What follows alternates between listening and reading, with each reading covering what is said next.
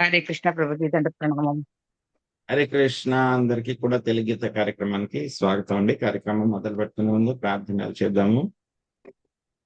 ఓం జ్ఞానాతిమిరాంధస్య జ్ఞానాంజనశలాకయా చక్షురున్మిళితం యేన తస్మై శ్రీ గురవే నమః.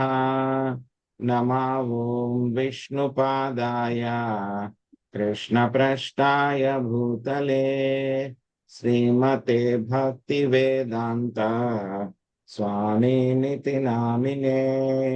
నమస్తే సరస్వతీ దేవి గౌరవాణి ప్రచారిణి నిర్విశేష శూన్యవాది పాశ్చాత్య దేశతారిణే.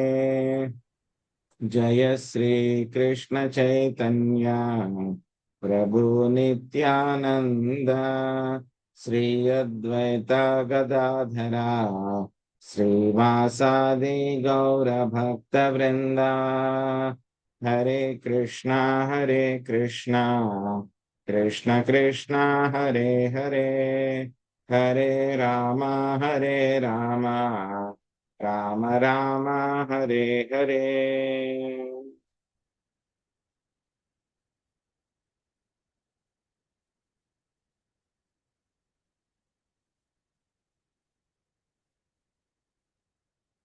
హరే కృష్ణ. సో ఈరోజు మనం భగవద్గీత 4వ అధ్యాయము దివ్య జ్ఞానము అనేటువంటి అధ్యాయంలో మనం ఈరోజు 21వ హరే శ్లోకం కృష్ణ ప్రభుజీ దండవత్ ప్రణామాలు. హరే కృష్ణ దండవత్ ప్రణామం.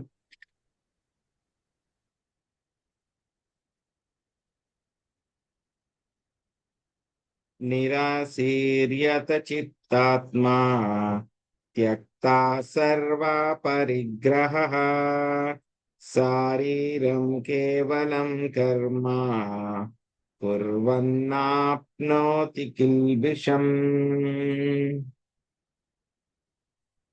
నిరాశీర్యత చిత్తాత్మా త్యక్తా సర్వా పరిగ్రహః శారీరం కేవలం కర్మ కుర్వన్నాప్నోతి కిల్బిషం. ఏం చెప్తున్నారు ఈ యొక్క శ్లోకంలో? నిరాశీర్యత చిత్తాత్మా. నిరాశీర్ అంటే కనుక ఎటువంటి కోరికలు లేకుండా ఉండడం అన్నమాట. నిరాశీర్ అంటే ఫలాపేక్ష రహితముగా ఉండడం. తర్వాత ఏమిటి? యత చిత్త ఆత్మ. యత అంటే కనుక నిగ్రహించబడినటువంటి, చిత్త ఆత్మ. సో చిత్తాత్మ అంటే కనుక ఇక్కడ మనం ఏమనుకోవాలి? మనస్సు బుద్ధి ఆ రెండు కూడా నిగ్రహించబడినటువంటి వాడు. ఇంకేమిటి? త్యక్త అంటే వదిలిపెట్టడు. పరిగ్రహ సర్వ పరిగ్రహ అంటే అన్నింటినీ కూడా వదిలిపెట్టాడు. అంటే ఏం వదిలిపెట్టాడు ఆయన? తనకున్న వానిపైన ఏమైతే ఉన్నాయో, నాకు దీనికి నేను యజమానిని, దానికి నేను యజమానిని అనేటువంటి భావనని అంతా కూడా వదిలిపెట్టాడు. తన శరీరం పైన ఉన్నటువంటి యాజమాన్య భావనని కూడా వదిలిపెట్టాడు. శరీరం కేవలం కర్మ. శరీరాన్ని దేనికోసం వాడుతున్నాడు? కేవలము కర్మ చేయడం కోసం మాత్రమే శరీరాన్ని వాడుతూ ఉన్నాడు. అటువంటి వాడు పూర్వన్నాప్నోతి. సో అటువంటి వాడు కిల్బిషం అంటే కనుక ఎటువంటి పాపకర్మలు కూడా చేయడు. పాపకర్మలలో తను నియుక్తుడవ్వడు. పాపకర్మల యొక్క ఫలితాలు ఏవి కూడా పొందడు అన్నమాట. సో అనువాదం మనం చూద్దాము. అట్టి అవగాహనము కలిగిన మనుజుడు నియమిత మనోబుద్ధులచే తనకున్న వానిపై స్వామ్య భావనను, స్వామ్య భావన అంటే ఓనర్షిప్ అన్నమాట, నేనే యజమానిని దీనికి అనేటువంటి భావనను విడిచి కేవలము జీవనావసరముల కొరకే కర్మ మునరించును. ఆ విధముగా వర్తించుచు అతడు పాప ఫలములచే ప్రభావితుడు కాకుండును. సో ఈ యొక్క అధ్యాయము దివ్య జ్ఞానం అనేటువంటి యొక్క అధ్యాయము. ఈ యొక్క అధ్యాయము ఎంతో అద్భుతంగా ఉంటుంది. ఎంతో చాలా జ్ఞానం అంతా కూడా స్వామి మనకి ఇస్తూ ఉన్నారనమాట. పర్టికులర్ గా మనకి ఈ పర్టికులర్ సెక్షన్ లో మనకి ఏం చెప్తున్నారు? అకర్మ, కర్మయందు అకర్మ. ఉమ్, సో అకర్మ, సో ఇన్యాక్షన్, ఇన్యాక్షన్ అంటే కర్మలు చేస్తూ ఉంటాము, వాటిల్లో మరి అకర్మ ఎలా ఉంటుంది అనేటువంటి దాని గురించి మనకి ఈ శ్లోకాల్లో మనకి స్వామి చెప్తూ ఉన్నారనమాట. సో ఇంతకు ముందు కూడా మనం చర్చించుకున్నాం. సో ఎప్పుడైతే గనక కొంతమంది ఏం చేస్తూ ఉంటారు, మేము ఏమి కర్మ చేయకుండా కూర్చుంటాము, కర్మ చేయకుండా కూర్చుంటే కనుక మాకు కర్మ ఫలితమే రాదు కదా అని అనుకుంటూ ఉంటారన్నమాట. కానీ ఏమవుతుంది, ఎటువంటి పని చేయకుండా కూడా ఖాళీగా కూర్చుంటే కనుక ఏమవుతుంది, అది ఇంకా చాలా ప్రమాదం అన్నమాట. ఎందుకండి ప్రమాదం ఏముంది? ఉమ్, మనకి ఒక సామెత ఉంది. So empty mind is devils work shop అని. సో ఖాళీగా ఉన్నటువంటి మనసు ఏమిటి? డెవిల్. అక్కడ రాక్షసుడు వచ్చి కూర్చుంటాడు అన్నమాట. సో కాబట్టి ఇక ఇంద్రియాలకి ఏదో ఒక పని ఉండాలి, మనసుకి ఇంద్రియాలకి ఏదో ఒకటి పని ఉండాలి. పని లేకపోతే ఏముంది, అది వక్రీకృతము, వక్రముగా వెళ్ళిపోతుంది, వక్ర మార్గాల్లో వెళ్ళిపోతుంది అన్నమాట. సో అలాగే ఏం చేస్తూ ఉంటారు, మేము పని చేయమని కూర్చుంటూ ఉంటారు కొంతమంది. కానీ మనసుని ఏం చేస్తూ ఉంటారు, ఇంద్రియార్థాల మీదే వాళ్ళు ఆలోచిస్తూ ఉంటారు. నేను అలా చేస్తే బాగుంది, ఇలా చేస్తే బాగుంది, నేను ఆ పని చేస్తాను, ఈ పని చేస్తాను. సో అలా ఆలోచించి ఏం చేస్తారు, ఏదో ఒక రోజు ఆ పనిలో వాళ్ళు ఇన్వాల్వ్ అయిపోతారు. ఇంద్రియార్థం కోసం అయినా సరే, వేరే కర్మ అయినా సరే, దానిలో వాళ్ళు ఇన్వాల్వ్ అయిపోతారు. సో అటువంటి వాటి వల్ల ఎటువంటి ప్రయోజనము కూడా ఉండదు. సో కాబట్టి కర్మ చేయకుండా, అకర్మ పూర్తిగా ఎటువంటి కర్మ చేయకుండా ఉండడం అనేటువంటిది కూడా చాలా కష్టము. సో మరి ఎలాగా అంటే కనుక మనకి దానికే స్వామి పర్టికులర్ గా మనకి 19వ శ్లోకం నుంచి 24వ శ్లోకం దాకా కూడా ఈ సెక్షన్ లో మనకి చెప్తున్నారన్నమాట. సో కర్మ చేస్తూ ఉంటాము, కానీ అది అకర్మ కింద ఉంటుంది. ఇది గొప్ప సైన్స్ అన్నమాట. పని చేస్తూ ఉంటాం కానీ ఫలితాలు రావంట. అబ్బా చాలా బాగుందే. సో అలాంటిది విషయం మనకి ఇక్కడ చెప్తూ ఉన్నారనమాట. సో దీంట్లో మనకి 19వ శ్లోకంలో మనకి చెప్పారు. 19వ శ్లోకంలో మనకి ఏ విధంగా మనకి జ్ఞానముతోటి కర్మ చేస్తే, జ్ఞానంతో కర్మ చేస్తే కనుక ఏమవుతుంది, కర్మ ఫలితాలన్నింటినీ కూడా అది నాశనం చేస్తుంది అని చెప్పారన్నమాట. సో కర్మ ఫలితాలన్నీ ఏ విధంగా నాశనం చేస్తుంది అది? ఎవరైతే పూర్తిగా జ్ఞానంలో ఉంటారో వాళ్ళు ఏం చేస్తూ ఉంటారు, వాళ్ళు పూర్తిగాను వాళ్ళు ఎటువంటి ఇంద్రియ భోగాలను, ఇంద్రియార్థాల కోసము కూడా వాళ్ళు వాంఛించరు, వాటి కోసం వాళ్ళు ఎటువంటి కర్మ కూడా చేయరు. సో అందుచేత ఏమవుతుంది, సో వాళ్ళ యొక్క కర్మ ఫలితాలు అంటే వాళ్ళు ఏదో ఆశించి వాళ్ళు కర్మ చెయ్యరు. కర్మ ఫలితాలు వస్తాయి కదా అని చెప్పి ఏదో ఒకటి ఆశించి వాళ్ళు కర్మ చేయరు. సో ఆ విధంగా వాళ్ళు కర్మ చేయకుండా ఉండడం మూలంగా ఏమవుతుంది, వాళ్ళ యొక్క ఫలితాలు ఏవి కూడా, కర్మ ఫలితాలు ఏవైతే ఉన్నాయో అవన్నీ కూడా నాశనం అయిపోతాయి. అదే మనకు చెప్పారు కదా, జ్ఞానముతోటి కర్మ చేస్తే కర్మ ఫలితాలు నాశనం అయిపోతాయి. సో ఇక్కడ జ్ఞానం ఏమిటి, ఆ యొక్క అగ్ని ఏమిటి? అగ్ని అనేటువంటిది శ్రీకృష్ణ భగవానుడికి మనము సేవకులు అవ్వడము. ఇక్కడ జ్ఞానం ఏంటి, శ్రీకృష్ణ భగవానుడికి నిత్య సేవకుడి కింద అవ్వడం. శ్రీకృష్ణ భగవానుడికి నిత్య సేవకుడి కింద మనం కర్మలు చేస్తే మనకి కర్మ ఫలితాలు అన్ని కూడా నాశనం అయిపోతాయి. సో అది మనకి 19వ శ్లోకంలో చెప్పడం జరిగింది. ఆ తర్వాత మనకేమైంది, 20వ శ్లోకంలో మనం చూసాం, ఒక సాధకుడు అయినటువంటి వాడు ఏ విధంగా సాధన చేస్తూ ఉంటాడు, ప్రాక్టీస్ చేయడం మొదలు పెట్టినటువంటి వాడు అన్నమాట. సో ఏ విధంగా చేస్తూ ఉంటాడు, సో ఎటువంటి ఫలాపేక్ష లేకుండా పనులు చేస్తూ ఉంటాడు. పనులన్నీ కూడా చేస్తూ ఉంటాడు, అన్ని రకాలైనటువంటి పనులు, కానీ ఫలితాల పట్ల ఎటువంటి ఆసక్తి కూడా ఉండదు. స్వతంత్రంగా పని చేస్తూ ఉంటాడు, ఎప్పుడు కూడా సంతుష్టిగా ఉంటాడు, సాటిస్ఫైడ్. అది లేదు ఇది లేదు అని చెప్పి అటువంటి భావన ఏది కూడా ఉండదన్నమాట. సో ఇది ఎవరు, సాధకుడు చేసేటువంటిది. 20వ శ్లోకం నిన్నటి శ్లోకంలో మనం తెలుసుకున్నాం. ఈ రోజు శ్లోకంలో ఏం చెప్తున్నారు మనకి 21 నుంచి పర్టికులర్ గా 23 శ్లోకాల్లో ఎవరైతే కనుక సిద్ధుడైపోయాడో, ఎక్స్పర్ట్ అయిపోయాడో అటువంటి వాడు ఏ స్థాయిలో ఉంటాడు. నిన్నటి శ్లోకంలో మనం ఏం చేస్తాం, సాధన చేసేటువంటి వాళ్ళ గురించి నిన్నటి శ్లోకంలో తెలుసుకున్నాం. ఈ రోజు ఎవరైతే ఎక్స్పర్ట్ అయిపోయారో వాళ్ళ గురించి ఈ రోజు మనం తెలుసుకుంటాం అన్నమాట. సో దీంట్లో పర్టికులర్ గా మనకి 5 రకాలైనటువంటి లక్షణాలు, ఇవన్నీ కూడా ఏంటంటే సాధకుల యొక్క లక్షణాలు అన్నమాట. మొదటిది సాధకుల యొక్క లక్షణాలు చెప్పారు. సో 21 నుంచి 23 వరకు కూడా ఎవరైతే ఎక్స్పర్ట్ అయిపోయారో, స్థాయి పెరిగిపోయిందో, సిద్ధహస్తుడు అంటారు కదా, సో అలాగే సిద్ధహస్తుడు అయిపోయినటువంటి వాళ్ళు ఏ లక్షణాలు ఉంటాయి వాళ్ళకి అని చెప్పి చెప్తున్నారు. సో అందులో మొట్టమొదటి లక్షణం, మొత్తం 5 లక్షణాలు మనకి ఈ రోజు శ్లోకంలో చెప్పడం జరిగింది. ఏమిటి 5 లక్షణాలు? మొట్టమొదటిది నిరాశీర్. నిరాశీర్ అంటే కనుక ఎటువంటి కోరికలు కూడా లేకుండా ఉండడము. నిరాశీర్. సో ఎటువంటి కోరికలు లేకుండా ఉంటారు. సో భక్తుడైనటువంటి వాడికి ఎటువంటి భౌతిక పరమైనటువంటి కోరికలు కూడా ఉండవు. నేనేదో అది సాధించాలి, ఇది సాధించాలి, అది సంపాదించాలి, ఇది సంపాదించాలి, ఏమి ఉండవు భక్తుడికి అటువంటి కోరికలు. కానీ భక్తుడికి ఏముంటాయి? పూర్తిగా కోరికలన్నీ కూడా నాశనం చేసుకుని ఉంటాడా భక్తుడు? లేదు. మరి ఏం కోరికలు ఉంటాయి భక్తుడికి? ఆధ్యాత్మికమైనటువంటి కోరికలు ఉంటాయి. సో ఏమిటా కోరికలు? నేను కృష్ణుడికి ఈ విధంగా సేవ చేయాలి, కృష్ణుడికి ఆ విధంగా సేవ చేయాలి. సో నేను ఆ విధంగా కృష్ణుడికి సేవ చేస్తే బాగుండు, కృష్ణుడికి ఈ రూపంలో సేవ చేస్తే బాగుండు, కృష్ణుడికి సేవ చేయడం కోసం నాకు ఇటువంటి ఒక ఏదో ఒక రిసోర్స్, ఏదో ఒక ధనం కావడము, లేకపోతే ఒక వస్తువు కావడము, కృష్ణుడి కోసం నేను ఇది చేయాలి, అది చేయాలి, ఎవరైనా సహాయం చేస్తే బాగుండు. సో ఇటువంటి కోరికలన్నీ కూడా ఉంటాయన్నమాట.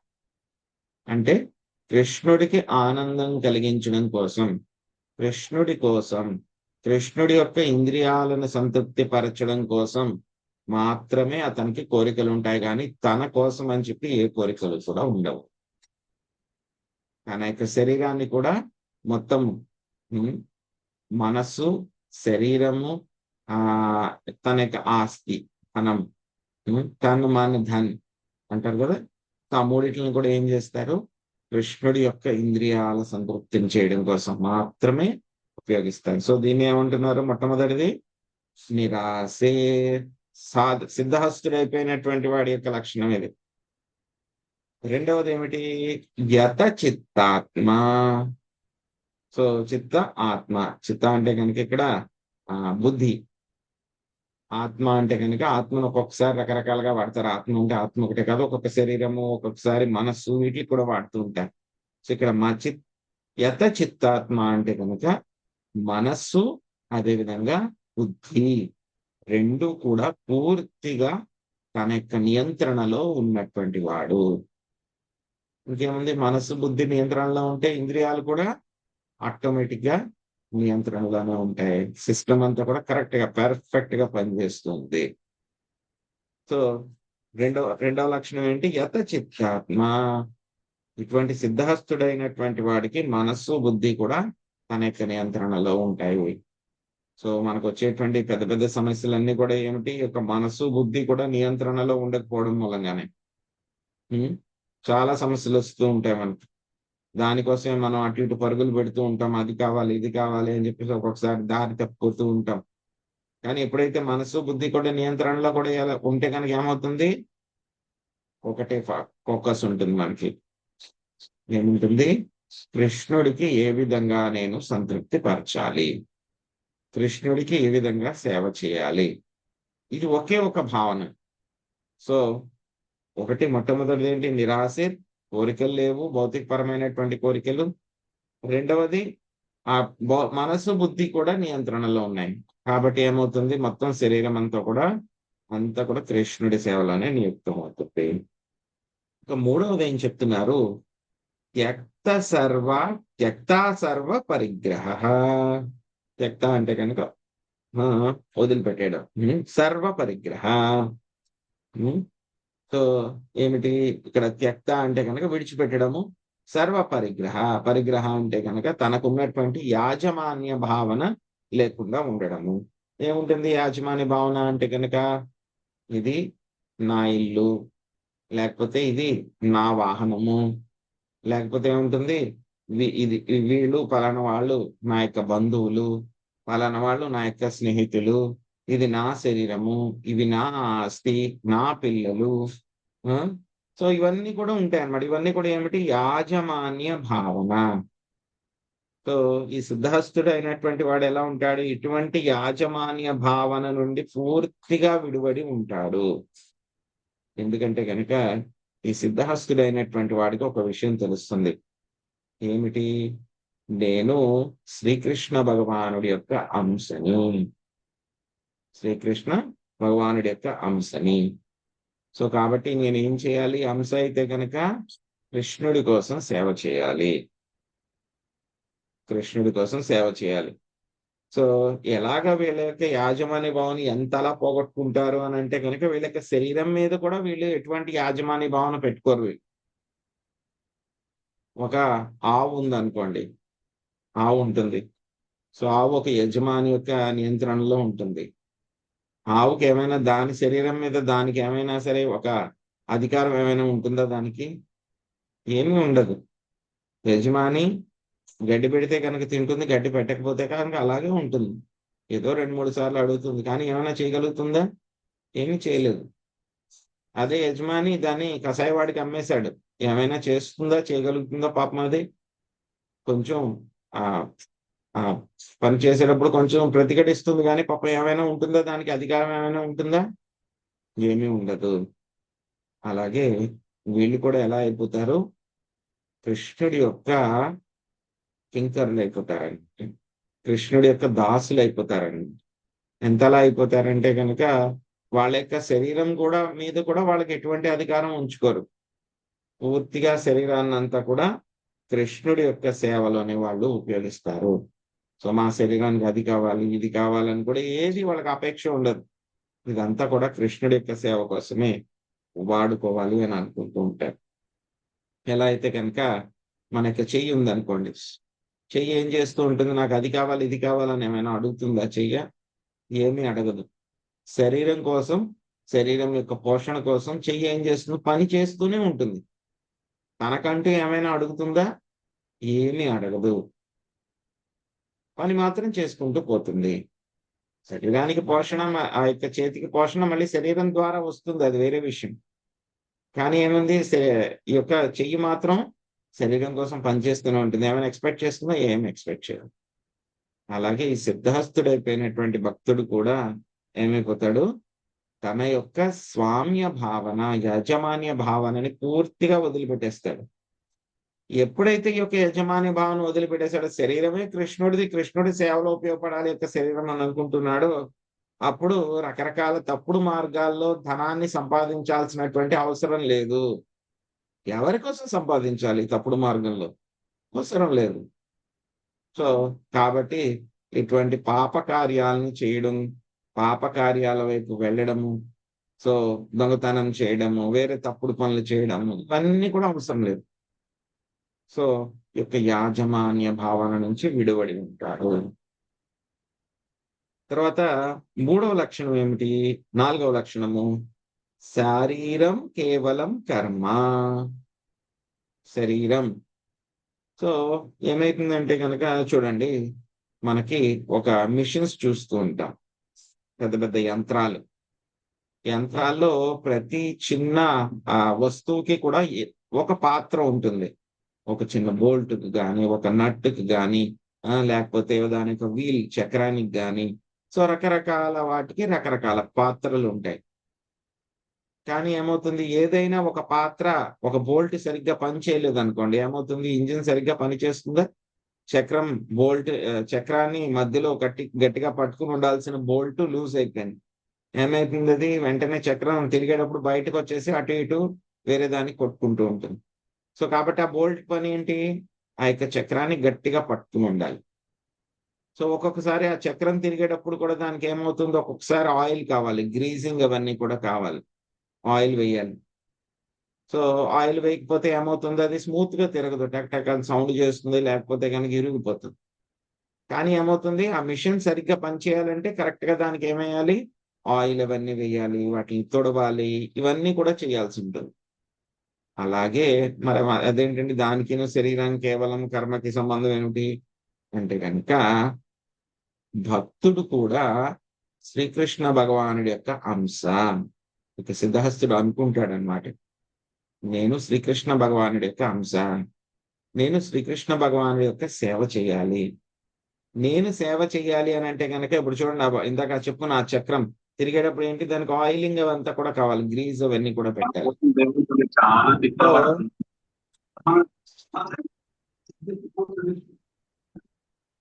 సో ఆయిలింగ్ అవన్నీ కూడా కావాలి, గ్రీజ్ అవన్నీ కూడా పెట్టాల్సి ఉంటుంది.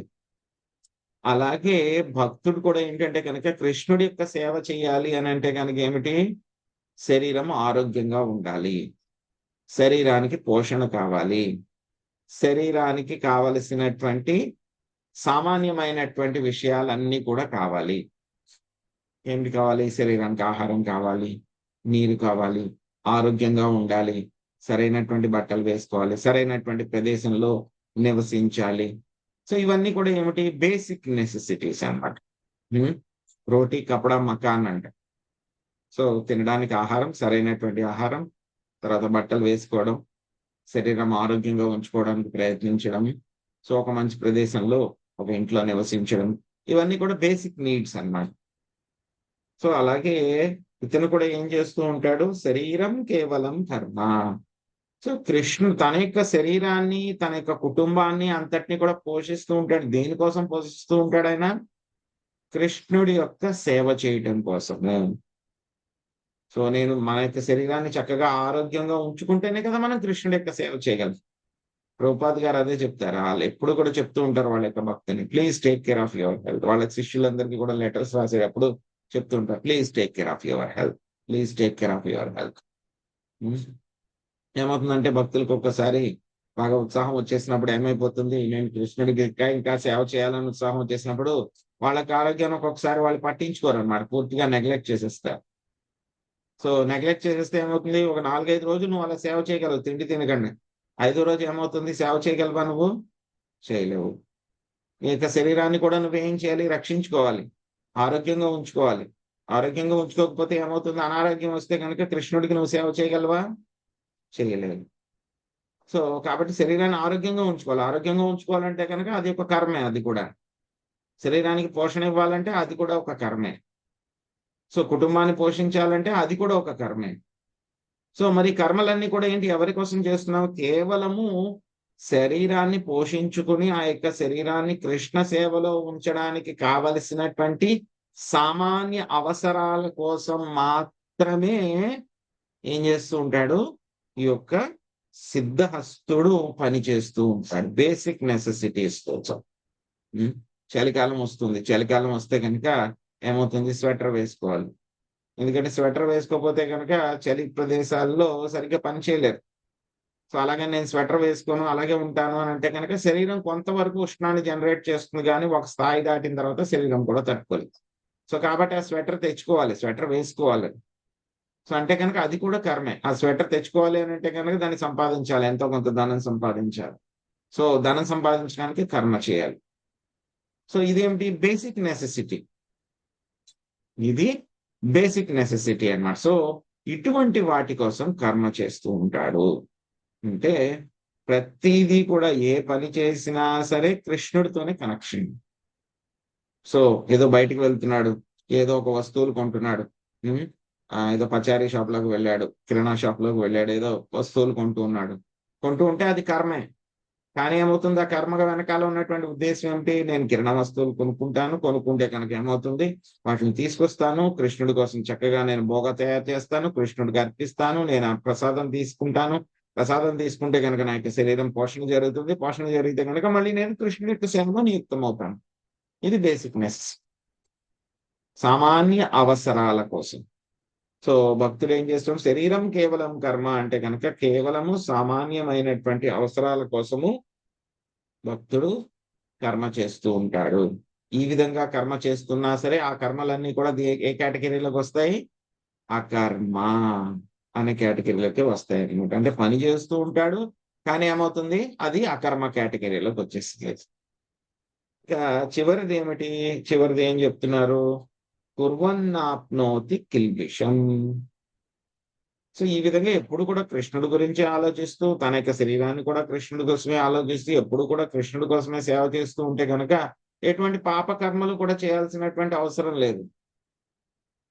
సో తర్వాత వచ్చేటువంటి శ్లోకాల్లో అడుగుతారు, అర్జునుడు కృష్ణుని అడుగుతారు, శ్రీకృష్ణ భగవానుడిని, సో ఎందుకు ఎవరో బలవంతంగా ఎవరో ఫోర్స్ చేస్తున్నట్టు, వెనకాల ఎవరో గెంటుతున్నట్టు అందరూ వెళ్ళి పరిగెత్తుకుని వెళ్ళి ఇక పాపకర్మలన్నీ కూడా ఎందుకు చేస్తూ ఉన్నారు, తెలిసినా సరే ఎవరో ఏదో బలవంతంగా వెనకాల తోసేస్తున్నారు, ఎందుకు చేస్తున్నారు అందరూ అని అడిగితే కనుక స్వామి చెప్తారు, ఏం చెప్తారు, గ్రీడ్. సో ఇక పాపం చేయడానికి ఏంటి, గ్రీడ్ మూలంగానే ఇక పాపం అనేటువంటిది చేస్తూ ఉన్నారు, ఎవరో బలవంతంగా నెట్టేస్తుంది. ఎప్పుడైతే కనుక భక్తుడికి ఈ విధమైనటువంటి గ్రీడ్ లేదంటే కనుక ఏమవుతుంది, ఏమైనా పాపకర్మలు చేయాల్సిన అవసరం ఏమైనా ఉందా? యాక్చువల్గా ఇన్ఫాక్ట్ పాపకర్మలు చేయాలంటే కనుక ఎక్కువ ఖర్చు అవుతుంది. మీరు నాన్ వెజ్ ఫుడ్ తినాలంటే కనుక కాస్ట్లీ, అది ఇంకా వెజిటేరియన్ ఫుడే చీప్. మీరేదో ఒక మద్యం తాగాలంటే కనుక అది చాలా కాస్ట్లీ. వాటర్ బాటిల్ ఎంత, 20 రూపాయలు ఉంటుంది. మద్యం బాటిల్ ఎంత ఉంటుంది నాకు తెలియదు, ఎక్కువ ఉంటుంది, బాగా కాస్ట్లీ. సో అలాగా పాపకర్మలు చేయాలంటే కనుక మనకి ఎక్కువ ఖర్చు అవుతుంది. ఎక్కువ ఖర్చు అయితే కనుక ఎక్కువ ధనాన్ని సంపాదించాలి. ఎక్కువ ధనాన్ని సంపాదించాలంటే ఎక్కువ సమయం వృధా అవుతుంది. సో మనకున్నటువంటి సమయం తక్కువ కాబట్టి. సో కాబట్టి ఈ విధంగా నడుచుకుంటూ వెళ్తే కనుక సిద్ధహస్తుడు ఎటువంటి పాపకర్మల్లోనూ కూడా నియుక్తం అవ్వడు. ఆ తర్వాత ఎటువంటి పాప ఫలితాలు కూడా అతనికి రావు. సో ఈ విధంగా మనం కర్మలు చేస్తూ ఉంటే కనుక మనం కర్మలు చేస్తూ ఉంటాము, కానీ అవన్నీ కూడా ఏమైపోతాయి, అకర్మ. అవన్నీ కూడా ఆ కర్మ కేటగిరీలోకి వెళ్ళిపోతాయి అన్నమాట. సో ఇది సిద్ధహస్తుడు చేసేటువంటి 5 రకాలైనటువంటి లక్షణాలు. సో మళ్ళీ రేపు ఎల్లుండి కూడా మళ్ళీ సిద్ధహస్తుడు ఇంకా లక్షణాలు ఉన్నాయి, అవన్నీ కూడా ఏమిటని మనం తెలుసుకుందాం. హరే కృష్ణ. హరే కృష్ణ ప్రభు. హరే కృష్ణ. వాంఛా కల్పతరుభ్యశ్చ కృపా సింధుభ్యేవ చ పతితానాం వైష్ణవేభ్యో వైష్ణవవృందకి